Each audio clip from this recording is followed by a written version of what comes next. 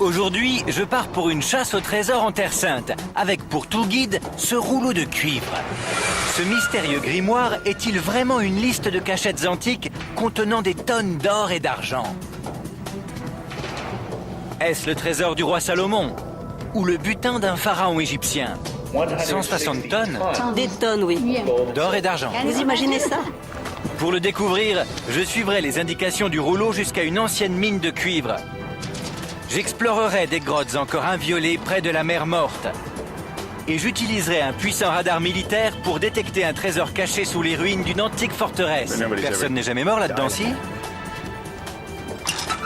À la recherche de la vérité, je ne reculerai devant rien. Danger, champ de tir. C'est exact.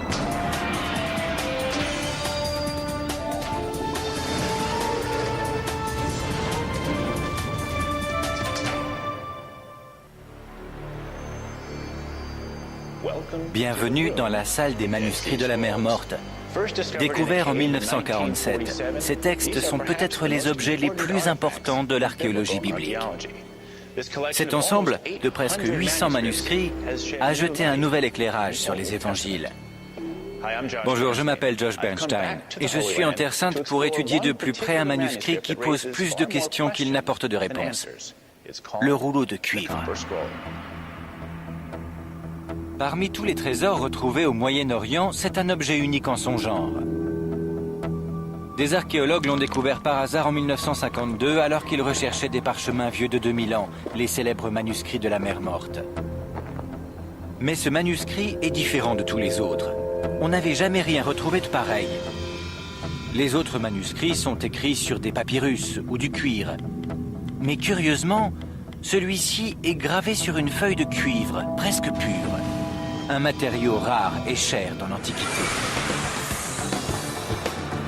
Personne ne sait pourquoi il a été écrit, ni quand. C'est peut-être pour cela que tant de théories ont fleuri à son sujet. Je vais commencer mon enquête en allant voir le manuscrit lui-même. Il ne se trouve pas en Israël avec les autres manuscrits, mais en Jordanie. En effet, dans les années 50, la Cisjordanie, où a été retrouvé le manuscrit, faisait partie de la Jordanie. Et 50 ans plus tard, le manuscrit est demeuré en territoire jordanien. Je suis à Amman, la capitale de la Jordanie. Le rouleau de cuivre est conservé ici, au musée archéologique de Jordanie. Et je me suis arrangé pour qu'on puisse s'approcher de lui. Aïda Nagawi, la directrice du musée, me mène jusqu'à une vitrine un peu à l'écart. C'est le rouleau de cuivre? Oui, c'est le rouleau de cuivre. C'est le vrai, oui. Et ça, c'est une copie. Il a été trouvé comme ça? Oui, on l'a trouvé comme ça et on l'a découpé en morceaux. En 23 morceaux. En 23 morceaux au En total. 23 morceaux. Pourquoi les archéologues ne l'ont-ils pas simplement déroulé? Pourquoi l'avoir découpé? C'est très difficile. C'est ancien et c'est corrodé. C'est difficile. Si on le déroule comme ça, on peut l'endommager. Je suis autorisé à sortir l'une des copies de la vitrine pour mieux l'examiner. Celle-ci reproduit les 3 dernières colonnes sur les 12 que contenait le rouleau. Le rouleau tout entier mesurait presque 2,50 m de large. C'est vraiment du cuivre. La plupart des experts pensent qu'il a été écrit à la même période que les autres manuscrits de la mer Morte, dont on est certain qu'il date de la deuxième moitié du 1er siècle. Mais la datation au carbone 14, qui a permis de dater les manuscrits sur papyrus ou sur cuir, ne peut pas être appliquée au cuivre. Vous savez ce que ça dit? Quelqu'un a traduit l'ensemble? Oui, les experts qui l'ont traduit disent que le texte mentionne une description détaillée d'un trésor caché en Palestine. Et en quoi consiste ce trésor? Ça parle de 63 trésors cachés d'or et d'argent, équivalent à 160 tonnes d'or et d'argent. Impossible. Vous imaginez ça? 63 trésors cachés? En or, oui. 160 tonnes d'or et d'argent sont cachés quelque part? Quelque part en Palestine. Quelqu'un l'a trouvé? Non, non, pas encore. Toutes les tentatives ont échoué. C'est toujours là. C'est une liste toute simple, mais indéchiffrable d'une 60aine de lieux. Dans les ruines de la vallée d'Aror, sous les marches qui s'ouvrent à l'est. Descendre de 40 coudées, un coffre d'argent et ses vases. Certains chercheurs ont chiffré la valeur du trésor à plusieurs milliards d'euros. Les quantités d'or et d'argent mentionnées sont si grandes que beaucoup d'experts n'y voient que des exagérations légendaires. D'autres encore ont jugé qu'il s'agit d'un simple canular. Mais aujourd'hui, la plupart des archéologues s'accordent à penser que le rouleau est authentique, même si bien sûr les lieux indiqués sont restés un mystère. Une chose est sûre, c'est une histoire bien trop intrigante pour ne pas la creuser. Je décide de me lancer dans une enquête afin de déterminer s'il y a vraiment un trésor enfoui quelque part sous les sables du désert de Judée. Je vais débuter mes recherches là où l'on a découvert le manuscrit, il y a 57 ans, près des grottes de Qumran, sur la rive ouest de la mer Morte. Bienvenue à Qumran. C'est ici, dans les grottes de ces falaises, qu'on a découvert les manuscrits de la mer Morte et le rouleau de cuivre. Dans un paysage renommé pour ses pentes abruptes et caillouteuses, il y a des cavernes plus difficiles à atteindre que d'autres. Si quelqu'un voulait cacher une carte au trésor d'une valeur inestimable, il ne pourrait pas trouver d'endroit plus approprié. Alison ? Josh! Bonjour, ça va ? Ça va et vous? Bien, merci. Pour me conduire à ces grottes, j'ai enrôlé Alison Scofield, une spécialiste des études bibliques. Elle est convaincue que les trésors existent réellement. Je vais vous emmener à la grotte numéro 3, mais d'abord on va s'arrêter à la 6, ici, à Wadi Qumran. Parfait, on va s'amuser. La grotte numéro 3, où fut découvert le rouleau de cuivre, se trouve un peu plus loin, mais nous allons faire un détour pour voir une autre grotte au passage. En descendant par ici, on comprend mieux les risques pris par les gardiens du secret pour cacher leurs précieux documents. Un peu plus bas, la grotte numéro 6, l'une des 11 grottes qui contenaient des manuscrits. Les grottes sont si difficiles d'accès qu'elles ont réussi à préserver leurs secrets pendant 2000 ans. On est au surplomb ?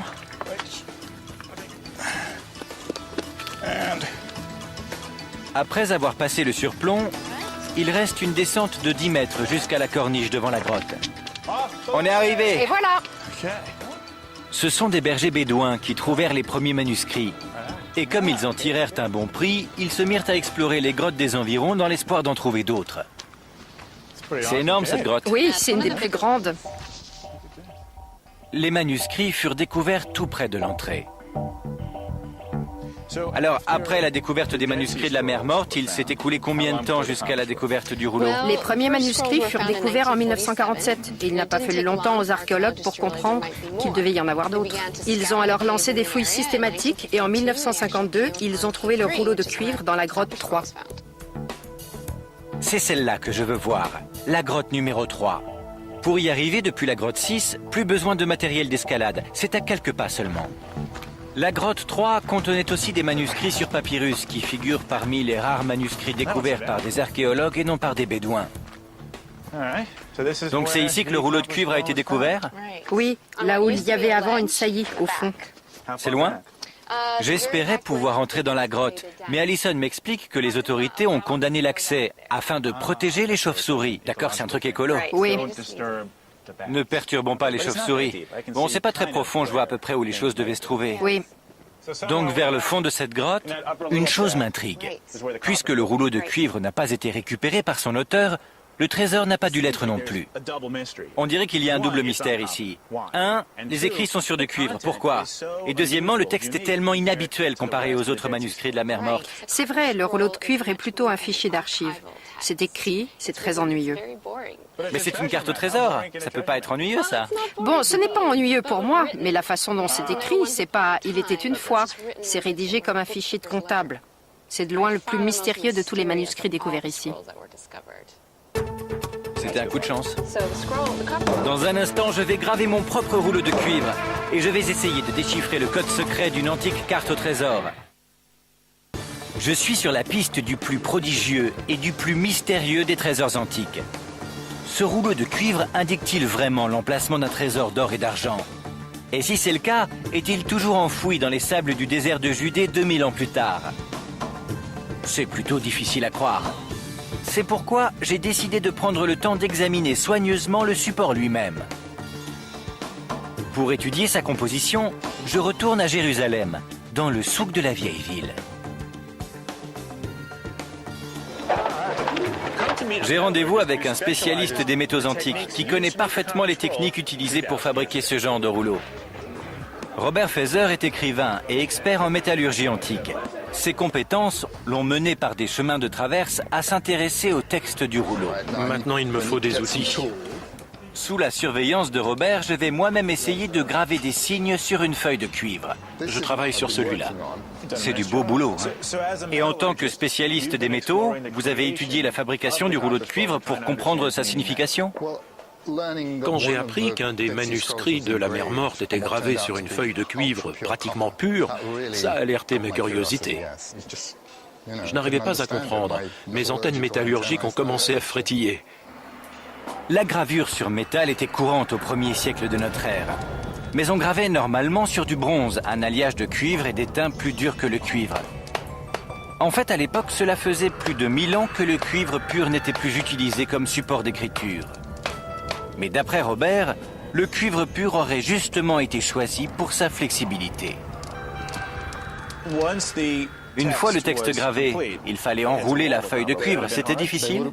C'est justement pour ça qu'il faut que ce soit un cuivre très très pur. S'il contient plus de 0,4 ou 0,5% d'étain, on ne peut plus l'enrouler. Essayez d'enrouler celui-là. Ça se plie très facilement. Maintenant que je sais pourquoi ils choisirent le cuivre, il ne me reste plus qu'à essayer de le graver, comme ils le firent il y a 2000 ans. Les mêmes outils, aussi semblables que possible. Des poinçons d'acier. Je vais vous donner la version transcrite du rouleau de cuivre pour que vous puissiez copier une lettre. Dans la grotte. C'est bien, c'est excellent. C'est excellent. Vous auriez pu être scribe. Je l'étais peut-être Dans une autre vie. On ne sait jamais. 2 lignes horizontales maintenant pour compléter la lettre. Il n'est pas si facile de former parfaitement les lettres. Vous voyez, ça a l'air un peu plus long en bas. Vous avez raison. Une seule erreur de frappe, un signe plus long ou une ligne trop courte et le sens du texte change du tout au tout. Le manuscrit contient beaucoup d'erreurs de ce genre, compliquant singulièrement la tâche des chercheurs qui ont tenté de déchiffrer le texte. Pour en savoir plus sur ce que dit réellement le rouleau, je vais m'entretenir avec un chercheur qui a étudié le texte en détail. Je suis à Jérusalem pour rencontrer le professeur Kyle McCarter de l'université Johns Hopkins, spécialiste des écritures anciennes. Bonjour, ça va? Bonjour, ça va? Cela fait plus de 20 ans qu'il étudie le rouleau de cuivre et il pense que les erreurs du texte trahissent les intentions réelles des auteurs. Ce sont des erreurs que les scribes ne font pas habituellement. Quel genre d'erreur? Il a mal orthographié des mots. Il a écrit un mot que l'on comprend, mais il a écrit la mauvaise lettre finale de ce mot. Ce n'est pas le genre de faute que fait une personne qui sait lire cette langue. C'est comme si vous et moi devions copier quelque chose, qu'on comprenait le français, mais qu'on ne savait pas le lire. Et si on voyait un Q mal formé et qu'on pensait que ce devait être un O, si on parlait français, on n'écrirait jamais un O à la place d'un Q, parce que le mot n'aurait pas de sens écrit comme ça. Mais si vous étiez illettré, vous pourriez faire ce genre d'erreur. Et c'est ce que fait le graveur. Il fait de temps en temps des erreurs en gravant des lettres qui clairement ne sont pas les bonnes. Oui. Kyle a identifié 30 erreurs de ce type dans le texte. D'après lui, le graveur s'est peu à peu habitué à écrire des lettres qu'il ne comprenait pas. Et il a commencé à les mélanger. Par exemple, ici, le graveur a écrit la lettre non, alors qu'il aurait dû écrire la lettre rei pour former le mot aphore, creuser. Je crois que c'était un fondeur de cuivre, mais je pense qu'il était probablement illettré. Si quelqu'un avait cette liste, qui était très importante, pourquoi est-ce qu'il la confierait à un graveur illettré incapable de la copier correctement? Justement parce qu'il était illettré, parce qu'on ne voulait pas qu'il sache ce qu'il écrivait. En d'autres termes, c'était des biens dissimulés, c'était un secret. Effectivement, c'est logique. On ne veut pas qu'il lise le texte et qu'il se dise « je ne veux pas faire une copie, je vais tout simplement aller déterrer le trésor ». Tout à fait. La théorie de Kyle, c'est que quelqu'un a établi sur un papyrus ou sur du cuir une liste de trésors et leurs cachettes. Ensuite, il a engagé un artisan illettré pour copier le texte sur une feuille de cuivre, un matériau fiable, assuré de durer longtemps. Mais qui a écrit le premier document? Le rouleau n'en dit rien. mais on peut le deviner. À l'époque de la rédaction de ce document, qui aurait disposé d'une telle richesse? À l'époque, il y avait une seule institution en Judée qui pouvait avoir accumulé autant d'argent, et c'est le Temple de Jérusalem.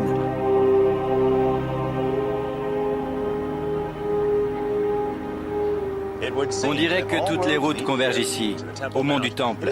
C'est sans doute le site le plus sacré au monde. Les Juifs, les chrétiens, les musulmans considèrent l'endroit comme un lieu saint. Il a été le théâtre des événements les plus importants survenus en Terre Sainte. C'est ici que le roi Salomon avait bâti un temple grandiose pour accueillir l'Arche d'Alliance. Ce premier temple fut détruit au VIe siècle avant notre ère par des envahisseurs venus de Babylone, et l'Arche disparut. 500 ans plus tard, Hérode le Grand fit reconstruire l'ancien temple à qui il redonna toute sa splendeur.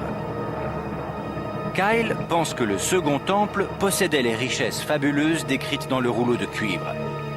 Le temple ne dura qu'une centaine d'années avant d'être pillé et rasé par les Romains, en l'an 70. Mais certains de ces trésors avaient-ils été mis en sécurité avant l'attaque des Romains? Je retrouve Alison Scofield sur une colline qui surplombe le dôme du Rocher. C'est le plus ancien sanctuaire musulman et il a été construit sur les ruines du temple au 7e siècle. Le second temple avait une importance capitale à l'époque. Ce n'était pas seulement le cœur de la vie religieuse, mais c'était aussi le centre de la vie politique, un peu comme si c'était l'Assemblée nationale du pays. Mais il abritait aussi l'activité judiciaire, comme s'il y avait la Cour suprême. Et comme c'était aussi le centre de la vie économique, il abritait le département des finances. Il paraît logique que c'était la seule institution qui pouvait disposer d'autant de richesses qu'en décrit le rouleau de cuivre.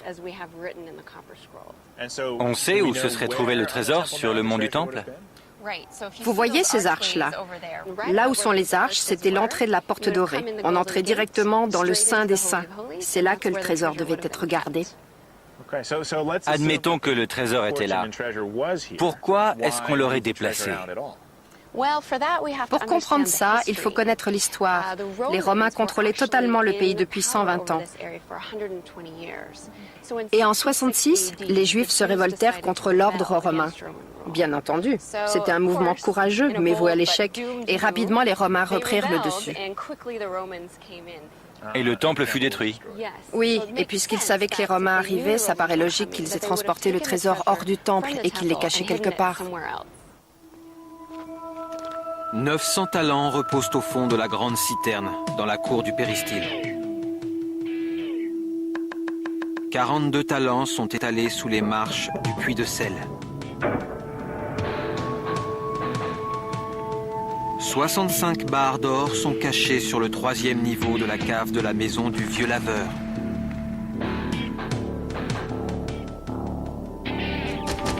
Si la théorie d'Alison est vraie, quelqu'un a sorti un énorme trésor de la ville et a fait la liste des cachettes. Alison propose de me montrer le chemin que le trésor a peut-être suivi. À l'époque, plusieurs prêtres juifs de différentes sectes avaient accès au temple.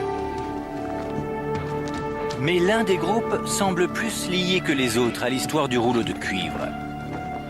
Les Esséniens étaient une secte juive qui vivait en dehors de Jérusalem, à Qumran. La plupart des chercheurs pensent qu'ils sont les auteurs des manuscrits de la mer Morte. Mais ont-ils aussi caché le trésor du temple? Alison m'emmène dans une zone à l'abandon, à l'extérieur des murs de la vieille ville. Elle a peut-être la réponse à ma question. Les Romains sont passés ici? Oui, les restes de colonnes qu'on voit ici viennent des Romains. Grâce à l'occupation romaine, nous avons des références historiques précises pour cet endroit que les Romains avaient baptisé le quartier essénien. Ici, nous marchons directement au-dessus du mur du second temple. Et voilà ce que je voulais vous montrer. C'est pour ça qu'on est venu? Oui, ici c'est la poterne des Esséniens. Où ça? C'est difficile à voir, mais ces pierres plates, ces deux pierres-là, c'est tout ce qui reste vraiment de la poterne, et ces deux larges blocs qui les flanquent de chaque côté. Donc, quand on parle du trésor qui sort du temple, c'est par cette poterne qu'il est sorti ou bien c'est une supposition?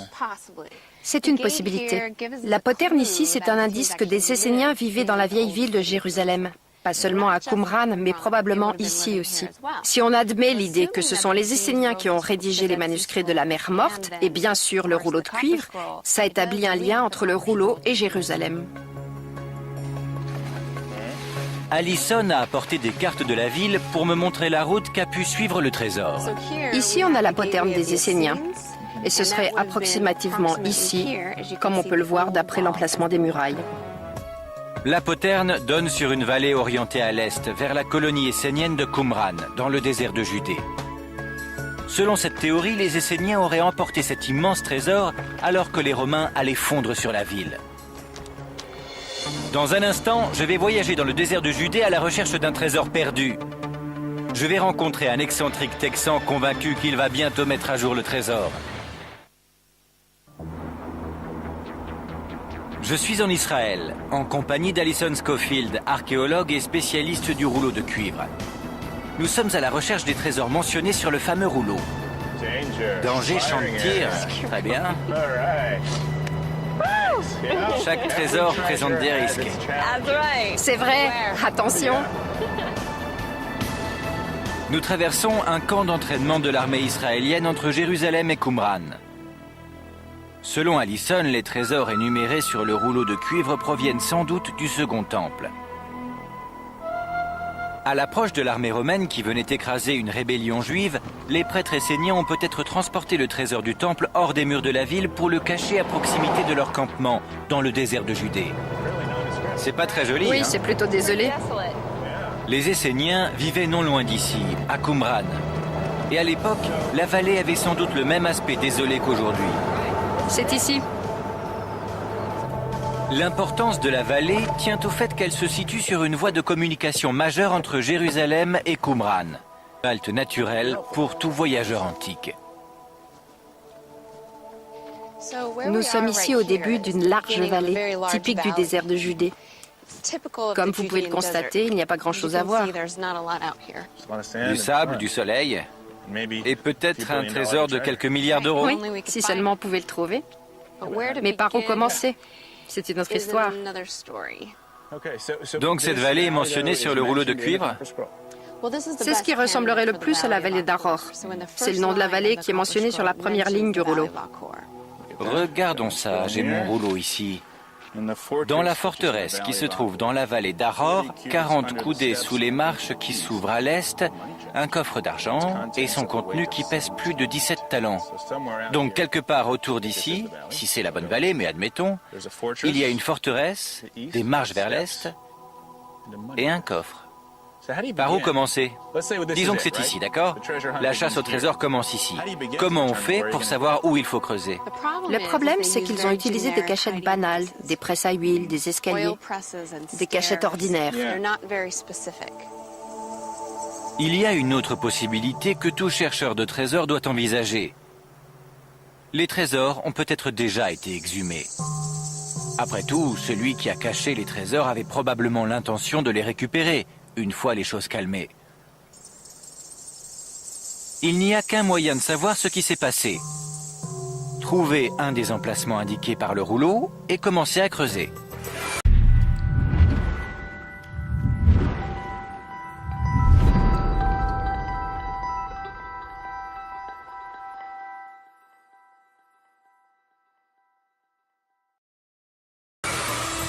Heureusement, beaucoup de gens se sont lancés dans l'aventure. Et l'un d'entre eux a trouvé quelque chose. Il m'a fixé rendez-vous le lendemain sur le site de ses fouilles, où il creuse depuis 30 ans. Ce n'est pas très loin de la grotte numéro 3 où le rouleau de cuivre a été découvert. Cet homme s'appelle Wendell Jones, c'est un archéologue amateur et un théologien. Je suis arrivé ici le jeudi 8 juin 1967. Mon intention, en arrivant ici, c'était de trouver les trésors du rouleau de cuivre. J'ai tenu à rencontrer Wendell parce qu'il a une carte maîtresse dans son jeu. C'est le seul homme qui a trouvé quelque chose en suivant les indices fournis par le rouleau de cuivre. Ces indices l'ont mené jusqu'à cette grotte qu'il a commencé à fouiller en 1972. Pour Vendil, les trésors du rouleau de cuivre ne sont pas des pièces de musée. Ce sont des trésors sacrés qui ont une signification profonde pour les juifs et les chrétiens aujourd'hui. C'est sa mission que de les retrouver.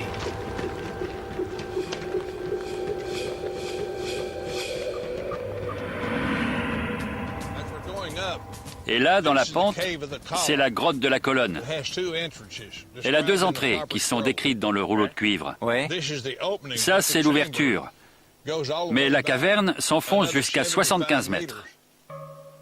En 1988, après 20 ans de recherche, l'acharnement de Vendil fut récompensé. Son équipe exhuma un objet qui, selon Vendil, est décrit dans le rouleau de cuivre. Nous avons trouvé une fiole d'huile sainte destinée aux onctions qui date de l'époque de Moïse. La sainte relique qu'il a découverte, ainsi que les autres objets mentionnés sur le rouleau, ne proviennent pas du trésor du temple d'Hérode, qui fut détruit par les Romains en l'an 70. Vendil est convaincu que ces objets sont plus vieux de 500 ans et qu'ils proviennent du temple de Salomon qui contenait les 10 commandements, l'arche d'alliance et le tabernacle. Sa théorie est basée sur ces 6 lettres qu'il traduit par le mot tabernacle. Je pense que c'est le tabernacle. Pourquoi? Le tabernacle parce que c'est ce que ça dit. Kan, Mishkan. Voici le tabernacle. Rabodash Shishi, sur le 3e niveau. Et tous les objets dorés. Quand vous cherchez le trésor du rouleau de cuivre, en fait, vous cherchez l'arche d'alliance. Oui, c'est une des choses que je recherche. Donc cette carte au trésor est la plus précieuse jamais écrite. Bien sûr, bien sûr. Vous imaginez les répercussions que ça aura sur le monde Oui. quand on trouvera le tabernacle? Et pour vous, ce n'est pas une question de si. Non, c'est quand. Vendil est pratiquement le seul à croire à sa théorie. La plupart des archéologues qui ont examiné la fiole estiment qu'elle est typique de l'époque du Second Temple. Certes, l'huile contenue dans la fiole est semblable à celle qu'on utilisait pour oindre rois et prêtres lors des cérémonies, mais il en faudra plus pour que Vendil puisse convaincre la communauté scientifique que sa fiole provient bien du temple de Salomon. C'est ici que nous allons creuser la prochaine fois. On va ouvrir ça, là, sous la pente. Vous pensez que tout le contenu du premier temple, le trésor, tout l'or, C'est ici. Il y a un coffre d'argent qui contient les vêtements du grand prêtre Aaron. ça vient aussi de la traduction du rouleau de cuivre? Oui, Votre traduction est totalement différente de celle que j'ai. je sais. C'est parce qu'ils ne savent pas de quoi ils parlent. Je vois, d'accord. Je sais de quoi je parle. Et nous avons découvert ces objets qui valident la description du rouleau de cuivre. Voilà une preuve de plus de la difficulté d'interprétation de l'écriture archaïque du rouleau. Tant que d'autres objets n'auront pas été retrouvés, la question de l'origine du trésor restera posée. Dans un instant, je vais me pencher sur une 3e théorie très différente des 2 précédentes. Appelons-la la piste égyptienne. Ce manuscrit antique est l'un des plus grands mystères de l'histoire. Une carte au trésor indéchiffrable, gravée sur une feuille de cuivre. Je n'ai jamais rien rencontré de pareil dans mes voyages. Et plus on étudie le document, plus on rencontre de questions. Certains pensent que le rouleau établit la liste des trésors du premier temple bâti par Salomon. D'autres croient que ce sont les trésors du second temple construit par Hérode le Grand. Et je viens d'apprendre l'existence d'une 3e théorie. Je pars à 300 km au sud de Qumran, vers les anciennes mines de Timna, où je dois retrouver Robert Feather. En retrouvant le lieu d'extraction du minerai de cuivre, Robert Feather a développé une théorie surprenante sur l'origine du rouleau. Timna est l'une des plus anciennes mines du monde. On a commencé à extraire ici du minerai de cuivre il y a plus de 6000 ans. Les mineurs suivaient les veines de cuivre et creusaient leur chemin dans la falaise. Comme en témoigne ce tunnel. Il faut ramper. Avancez. Le cuivre fondu n'est jamais pur à 100%. En analysant la proportion d'impuretés, les chercheurs peuvent déterminer l'origine du minerai. Voici une petite veine de cuivre dans la roche. Un peu d'eau fait ressortir sa couleur verte. Est-ce que c'est le cuivre qu'on retrouve dans le rouleau de cuivre? Il y a de bonnes chances. L'analyse chimique du minerai extrait d'ici, une fois qu'il a été fondu, est la suivante. Peu d'étain, un peu d'arsenic, un peu de phosphore, un peu de fer. Ça se rapproche de très près de l'analyse du rouleau lui-même. Mais plus Robert étudiait le rouleau, et plus une question le taraudait. Au 1er siècle de notre ère, à l'époque où selon la plupart des archéologues le rouleau a été gravé, le cuivre pur n'était plus en usage depuis un millier d'années. Et de plus, en l'an 1000 avant notre ère, quand le cuivre était fréquemment utilisé, les mineurs qui extrayaient le minerai à Timna étaient des Égyptiens. Robert m'emmène voir un sanctuaire vieux de 3000 ans près de la mine. Il est dédié à la déesse égyptienne Hathor. C'est ici qu'il va m'expliquer comment les Égyptiens sont liés au mystère du rouleau. Si on commence à observer le texte du rouleau de cuivre, pour moi, il est évident qu'il y a de nombreux signes très forts qui indiquent clairement qu'il parle d'une piste égyptienne. Vous dites qu'il ne s'agit pas d'un trésor israélite, mais d'un trésor égyptien? Tout à fait. Regardez ici. Le système de numération, c'est une preuve très nette. La plupart des nombres ne sont pas hébreux, mais ils sont écrits avec des chiffres égyptiens. Ça, c'est égyptien. Oui. Ça se lit comment? 20 et 20 et 2 barres vers le bas pour le 1, soit 42. J'avais remarqué ces symboles avant, mais je ne savais pas qu'ils étaient égyptiens. Je suis curieux de connaître l'explication qu'en donne Robert. Il y a aussi 14 lettres grecques éparpillées à travers le texte. Personne ne sait ce qu'elles font là. C'est amusant parce que quand j'ai copié le texte, je les ai remarquées et je pensais que c'était des erreurs. Ce sont des lettres grecques qui figuraient sur le document original. Si vous prenez les 10 premières lettres grecques et que vous les assemblez, vous obtenez le mot Énaté. Et moi, je considère que c'est le nom du pharaon égyptien Akhénaton. Akhénaton, comme Akhénaton, Néfertiti, 18e dynastie, le roi hérétique monothéiste? Oui. Et qu'est-ce que ça fait dans un document hébreu? Excellente question. Je connais un peu l'histoire d'Akhénaton. En 2004, j'ai visité le tombeau de l'un de ses prêtres. Son épouse, la célèbre Néfertiti, portait une couronne très particulière. Akhénaton et Néfertiti bâtirent une nouvelle capitale appelée Akhetaten, connue de nos jours sous le nom d'Amarna. Ils lancèrent une nouvelle religion, en éliminant tous les dieux égyptiens sauf un, Aton, le dieu du soleil. Ce fut la première religion monothéiste attestée de l'histoire, mais elle ne dura pas. Après la mort d'Akhénaton et de Néfertiti, l'ancienne religion polythéiste égyptienne reprit le dessus. Akhénaton fut condamné comme hérétique. Les événements marquants de son règne furent effacés des monuments et ses temples furent détruits. Ce que je ne comprends pas, c'est pourquoi les Esséniens, qui vivaient autour du 1er siècle avant notre ère ou un peu après, auraient un document qui se rapporte à un pharaon mort depuis plus de 1200 ans. En bref, je crois que les Hébreux étaient présents à Amarna, à Akhetaten, la capitale d'Akhénaton, que Joseph était son vizir, le deuxième dans l'ordre hiérarchique. Parce qu'ils partageaient la même vision monothéiste qu'Akhénaton pendant la révolution d'Amarna. Le monothéisme, c'est ça. Et c'est ça la clé de l'énigme, parce que je crois que les Israélites, les Hébreux, sont mis dans la confidence. Ils connaissent l'emplacement des trésors cachés d'Akhetaten. Selon la théorie de Robert Feser, les trésors du rouleau de cuivre sont donc plus anciens de 1000 ans. Ils remonteraient à l'époque d'Akhénaton. Robert pense qu'Akhénaton a dissimulé ses trésors les plus précieux et qu'il aurait confié le secret de leur emplacement aux prêtres hébreux. Ils auraient gardé l'information pendant 1000 ans avant de faire une copie plus durable sur cuivre en reprenant les anciennes techniques égyptiennes. D'après Robert, quiconque cherche les trésors du rouleau de cuivre en Israël les cherche 600 km trop au nord. Il pense que les cachettes se trouvent toutes autour d'Amarna. La théorie de Robert Feser, qui privilégie la piste égyptienne, s'écarte radicalement des théories généralement acceptées par la communauté scientifique. Mais comme les autres interprétations du rouleau, sa théorie n'a peut-être besoin que d'un peu de temps. Dans le désert de Judée, d'autres archéologues se rapprochent peut-être un peu plus des trésors.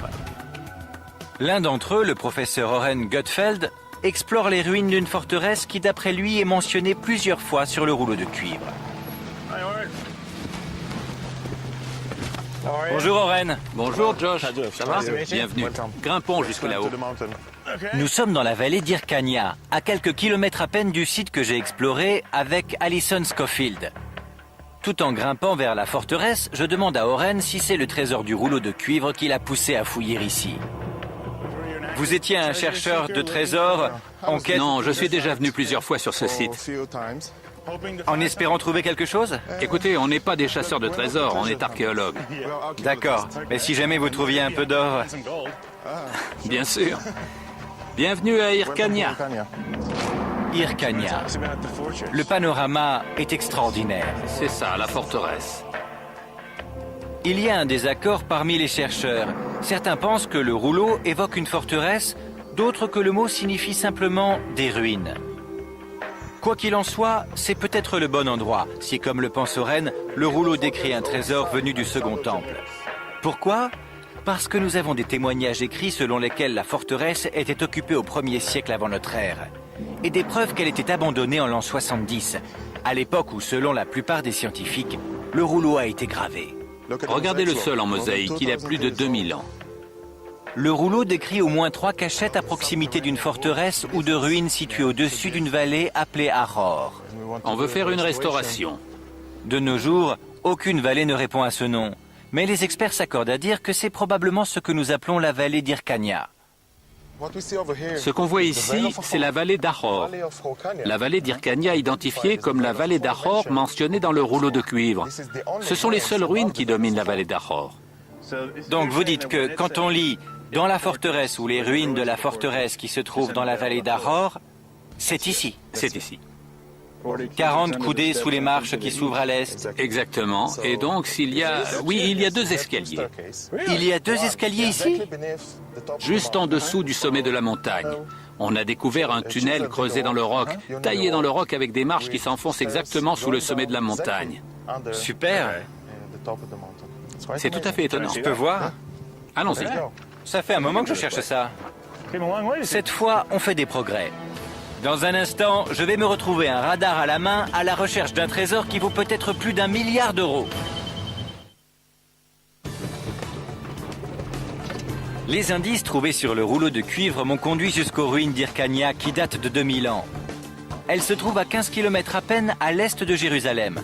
Le pénible travail des fouilles vient tout juste de commencer. Certains archéologues croient que cette ancienne forteresse abrite l'une des cachettes où fut enseveli un trésor fabuleux. Il est peut-être encore là, sous la roche et le sable. Oren Gutfeld est archéologue. Il m'emmène voir une zone qu'il fouille patiemment depuis 6 saisons. Il pense que cet ancien escalier correspond à la description du rouleau de cuivre. Dans les profondeurs de la montagne, il recourt à la technologie la plus récente pour apporter la preuve que sa théorie est la bonne. Voilà l'entrée du tunnel.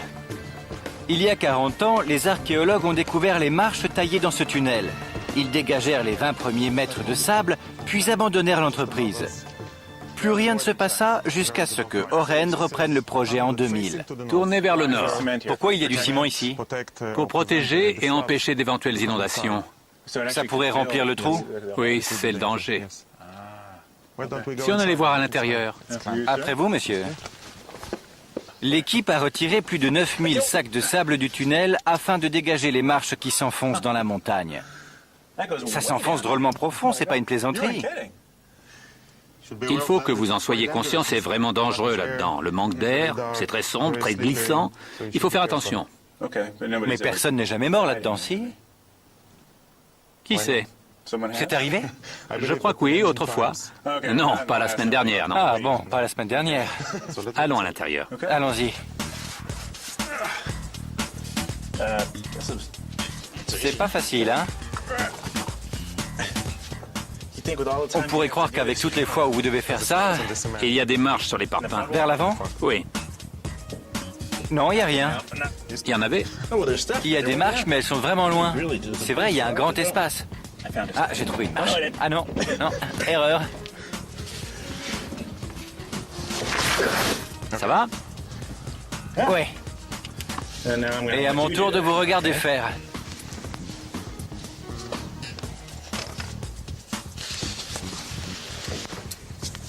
C'est ça, faites croire que c'est facile.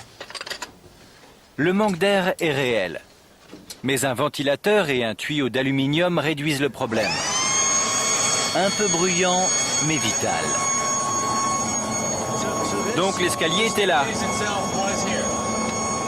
Oui, il était là il y a 2000 ans. Alors la première fois que vous êtes descendu, vous vous êtes dit qu'il y avait peut-être un trésor en bas? C'était tellement palpitant. C'est vraiment extraordinaire, un tunnel vieux de plus de 2000 ans. Les tessons de poterie retrouvés dans le tunnel ont permis de dater les lieux. Ils remontent au 1er siècle avant notre ère. Les ouvriers ont volontairement laissé la terre sur les marches afin de les protéger quand ils remontaient les sacs de sable pendant qu'ils dégageaient le tunnel. Le tunnel mesure plus de 100 mètres de long et comporte une bifurcation près de son extrémité. Il s'enfonce en suivant une pente de 56 degrés sous la forteresse, puis s'interrompt brusquement devant une paroi rocheuse. Nous allons descendre jusqu'à la zone où travaille actuellement Oren, juste avant la bifurcation. Ce que je voudrais savoir, c'est si quelqu'un, à un moment donné, a caché un trésor ici. Oren aimerait bien le savoir lui aussi, et c'est là qu'intervient son joujou technologique. Il utilise un radar à pénétration de sol qui lui permet d'estimer l'épaisseur des parois rocheuses. La découverte d'une cavité pourrait révéler la raison d'être de cet escalier, et pourquoi pas la présence d'un trésor. Amit Ronen et Odelia Avivi sont des spécialistes de l'appareil. Et vous détectez n'importe quelle poche d'air? Exactement. On recherche des vides. Il y a une grande différence entre l'air et la roche. Ça se voit immédiatement. Vous avez trouvé quelque chose dans le plafond? Lors d'un essai précédent, Amit a repéré une anomalie à quelques mètres au-dessus du plafond du tunnel. Mais on n'a pas trouvé de lien. Pour l'instant, l'équipe d'Oren n'a trouvé aucun indice de la présence d'une grotte en bas des marches. Mais ils ont découvert 2 cavités au-dessus du plafond. La plus grande mesure environ 20 mètres carrés. Vu le type de géologie de la région, ces cavités sont inhabituelles. C'est peut-être l'indice qu'elles ont été creusées par la main de l'homme. Maintenant, Oren et son équipe essaient de trouver un passage entre ces cavités et le tunnel. Qu'est-ce qui vous fait penser qu'il y a un lien entre ce tunnel et le rouleau de cuivre? Dans la dernière phrase gravée sur le rouleau de cuivre, il est écrit que dans le tunnel, orienté vers le nord, sous les marches, on trouvera une copie en argent du rouleau de cuivre.